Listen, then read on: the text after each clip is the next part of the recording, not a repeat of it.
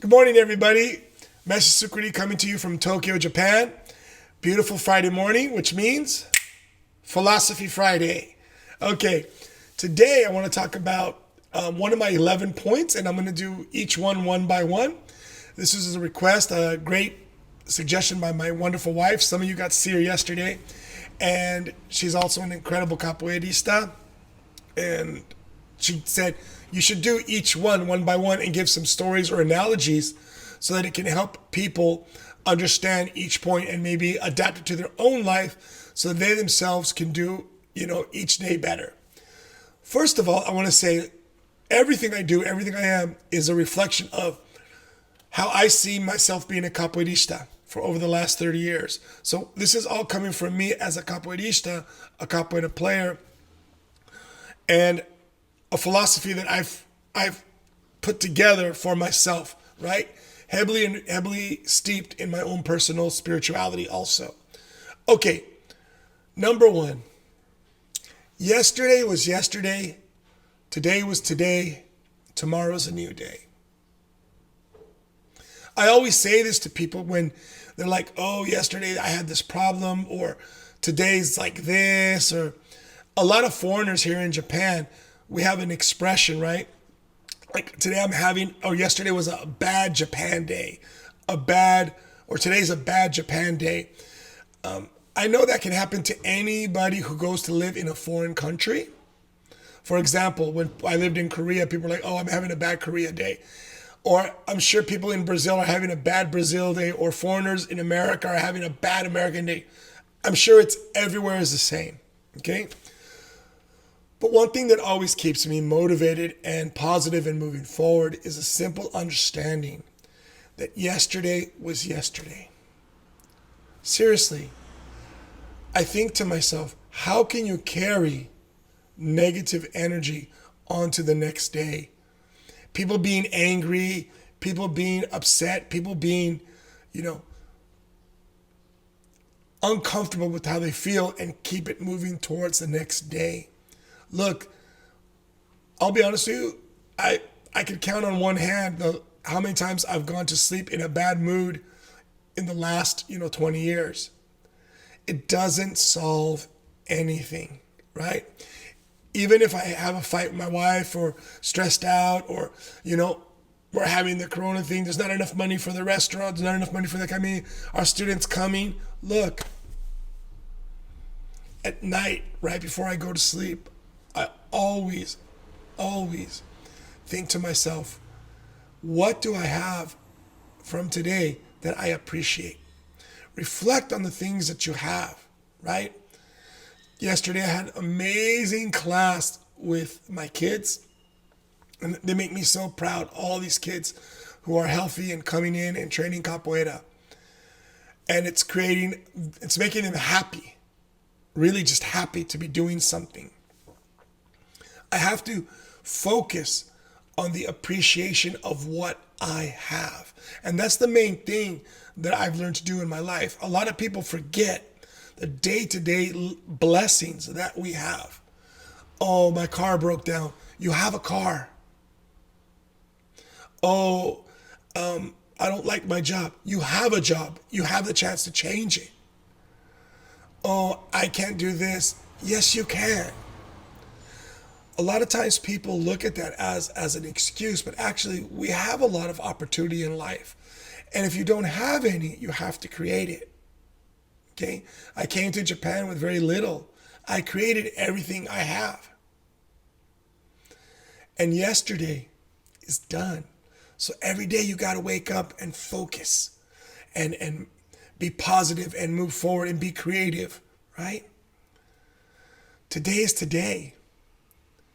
Today is only 24 hours. And every second that you waste, and every second that you sulk, every second that you whine, every second that you complain, every second that you worry about how other people are better off than you, those are moments that are never going to come back. And only you lose when you do that. It's like capoeira training. When I train, people say, man, look, I'm going to be 49 in a couple months. And people are like, you're insane. Why? Because every kick, every au, every galopante, every cotovelhada, every negativa to the best of my ability. Na rodada capoeira, nunca dei meu golpe em vão. In the roda of capoeira, I never did anything halfway.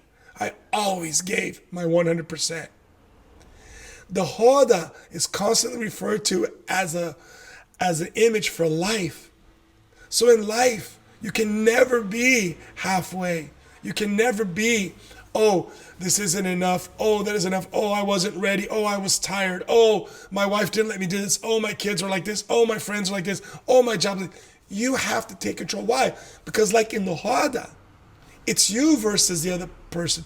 And the other person is life. You can learn to play and have a beautiful game, or you can have conflict. But the choice is yours. Why? Because you got into it. You got into life. And you're blessed to be alive. Tomorrow is a new day.